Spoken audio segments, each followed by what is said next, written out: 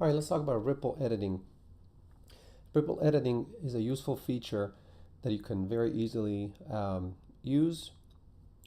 What it'll do is it'll allow you to manage your track and kind of make sure things don't get messed up when you're working with multiple tracks, but even when you're working with only one track.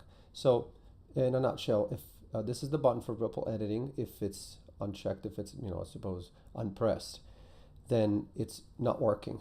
It's not activated. So what that means is if I go on a track and I take a little region, a snippet of a region, and I delete it, then it won't. It'll just delete that bit of sound, but it won't bump this much over there. And so let's say you actually wanted this to cut. You don't want to cut this bit, and you want this to kind of just go all the way to where that one is supposed to be. Let's say you somehow have too much file, too long a file or something. And sometimes that's what you want to do. Sometimes this is exactly what you want. You have this here, you don't want it, you just delete it, done.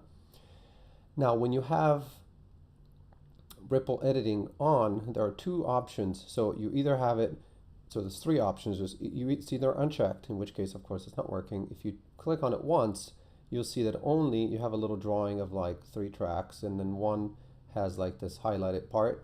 What that means is that ripple editing is now active for individual tracks. So if I once again delete the same bit that I deleted earlier, what you'll see is that basically this now makes room for what comes after, and what comes after will just get bumped over here.